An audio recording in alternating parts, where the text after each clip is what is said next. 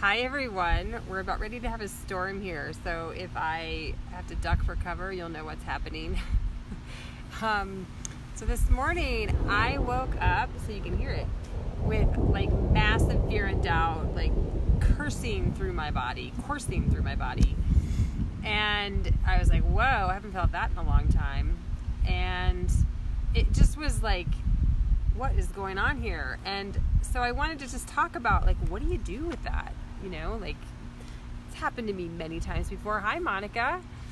It's happened to me many times before, and I think I feel, you know, the older I get, the more equipped I get. And as a social worker, I've gotten pretty well equipped with what do I do with that fear and doubt. And so, and just like, you know, the first step is like, listen to it for a moment, because I think it's important for us to discern what's happening. Like, is this something I need to listen to because I've made a decision that isn't working for me, or there's a part of my life that isn't working and it's put me into fear?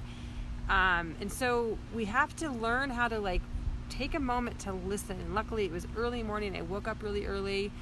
So it was really good for me to like, okay, is this something that I need to listen to, or is it something that is showing up because I'm moving into something new for myself and an old story is kicking up that's trying to scare me, you know, and I've gone beyond my safe space of boundaries to show more of myself. Like, these Facebook Lives are a step out of a box for me, for sure.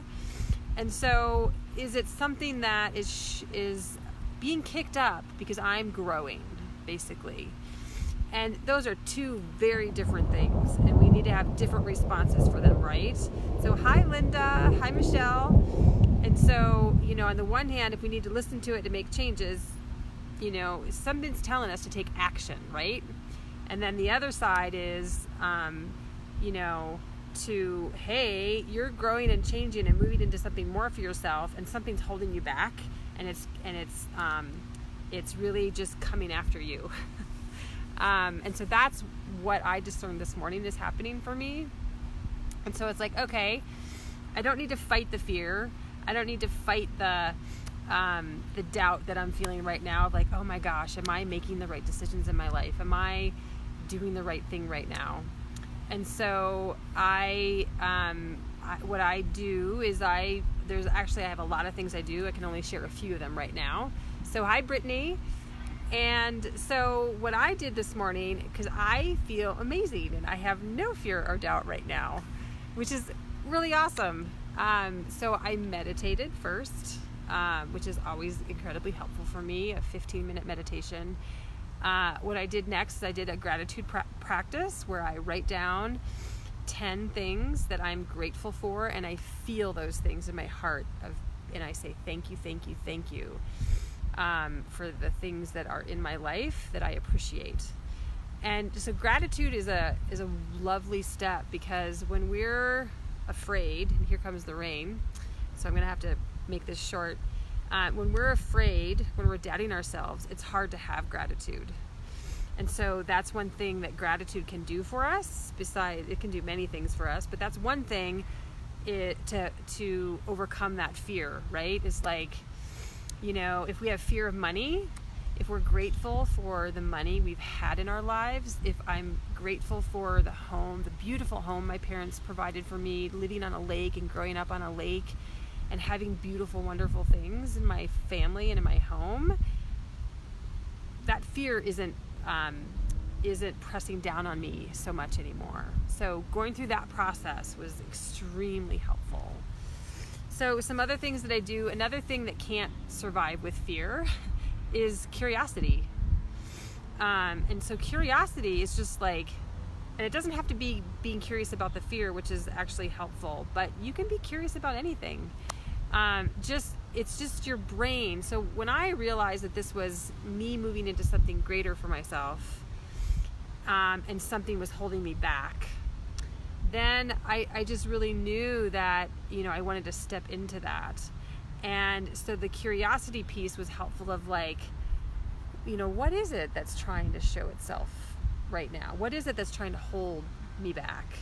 and really asking myself questions about that, reflecting on that. And again, it doesn't even have to be curiosity about that, because what's really happening too when you get fearful is that your brain and body are starting to release some chemicals, your mind starts to whirl around, and it's a natural neurobiological process that's happening, right? And so we want to stop that process from happening. And that's where things like gratitude and curiosity can make then your brain starts to say, oh, I'm not being attacked by a tiger.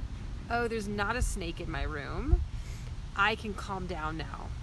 And so the curiosity and gratitude from a neurobiological standpoint is just really helping us to like get back in the present moment and help our brain and body know that, oh, there's nothing going on here right now that's scary in my life. So I can just keep going and doing what I'm doing, and I can continue to progress. And so those two things can be extremely helpful in that way.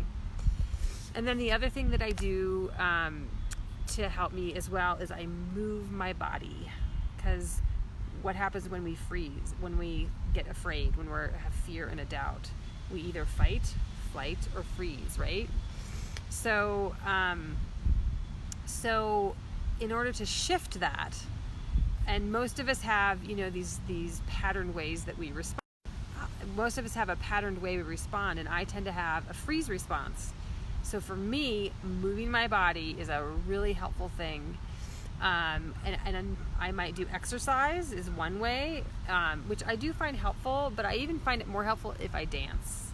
Like I just start dancing my body and moving my body. I turn on some music, and you like that, Brittany?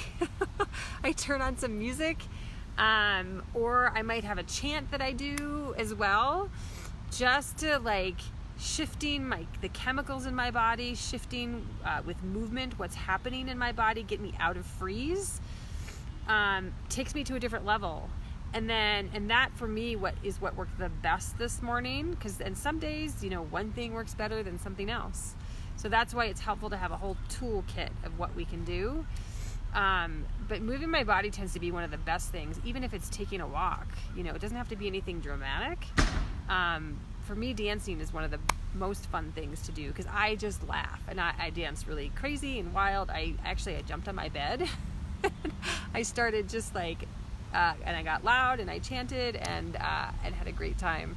And that just made me laugh. And laughing is another thing that we can't have fear when we're laughing. And so, so that's another great thing, is like find things that can make you laugh.